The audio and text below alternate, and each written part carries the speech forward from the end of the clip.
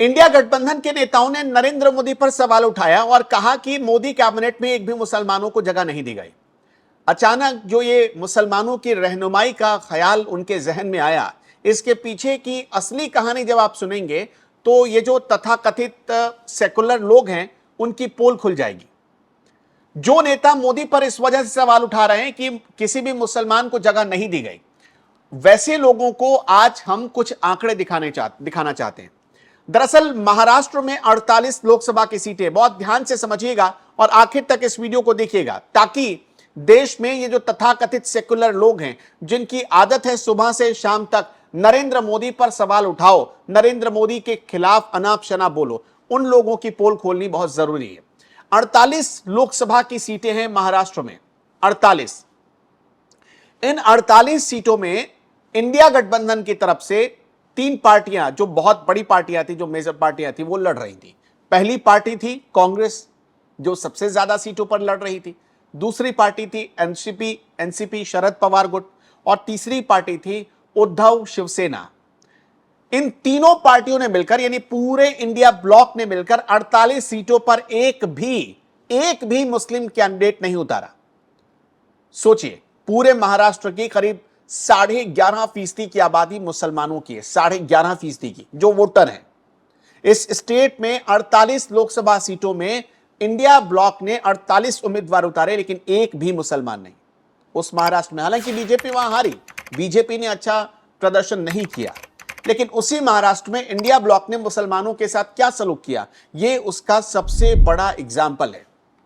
सिर्फ इतना ही नहीं, अब जरा इतिहास की तरफ नजर डालते हैं। 2019 में कांग्रेस ने 48 में से सिर्फ एक मुसलमान को टिकट दिया था, सिर्फ एक मुसलमान को। और जो हमारे पास आंकड़े हैं, 2004 में एक, 2009 में एनसीपी ने एक और कांग्रेस ने एक, 2014 में कांग्रेस ने एक उम्मीदवार खड़ा किया। 2014 में एनसीपी ने भी नहीं उतारा था। शिवसेना तो शुरू से हिंदुत्व के राह पर चलती रही है, लेकिन अब सोच कर देखिए, जब से उद्धव ठाकरे आए तब से पार्टी ने अपनी छवि सेकुलर बनाने की कोशिश की, बीजेपी से गठबंधन तोड़ा, सेकुलर बनाने की कोशिश की, उसके बाद भी मुसलमानों को कितना प्रतिनिधित्व मिला, यह इस बात का प्रमाण है, इस बात का सबूत है। 48 लोकसभा सीटों में से 19 में सिर्फ एक सीट गई, 14 में सिर्फ 2 सीट गई। एक एनसीपी ने दिया, एक टिकट एनसीपी ने दिया था, और एक मुसलमान को टिकट दिया था कांग्रेस ने। सिर्फ 2, 48 में से सिर्फ 2। अगर आप परसेंटेज भी निकाल कर देखें तो करीब 4% के आसपास, 5% के आसपास ये बनता है। सोच कर देखिए, जबकि 20%, मतलब करीब करीब 12% आबादी है महाराष्ट्र में मुसलमानों की। अगर उन्हें उनकी आबादी के हिसाब से भी हिस्सेदारी मिलती तो कम से कम 5 सीटें मिलनी चाहिए थी, कम से कम 5 सीटें।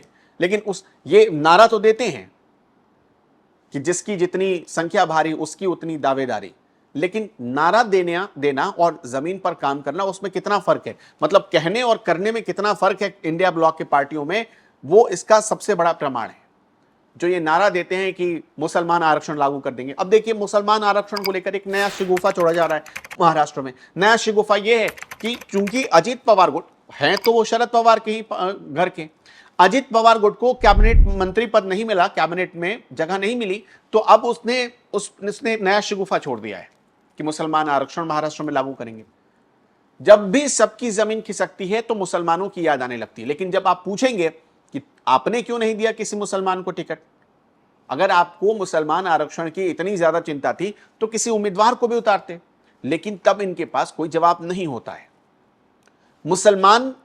मुसलमानों के साथ खड़ा रहने का दिखावा करना इनकी सेकुलर पहचान भर ही है, मतलब इनके लिए सेकुलर पहचान की बस एक निशानी है, उसके बाद मुसलमान किसी काम के नहीं होते। सोचिए, यही इंडिया ब्लॉक है जिसने सच्चर कमेटी की सिफारिशों को भी लागू नहीं किया। यह वही इंडिया ब्लॉक है जिसने मुसलमानों के आरक्षण के ऊपर अलग अलग प्रदेशों में अलग अलग रूल्स अपनाए, अलग अलग कायदे कानून बनाए गए। लेकिन आज इंडिया ब्लॉक के लोग मुसलमानों के लिए, मतलब ऐसा लगता है कि जैसे पता नहीं कितना खड़े हो गए।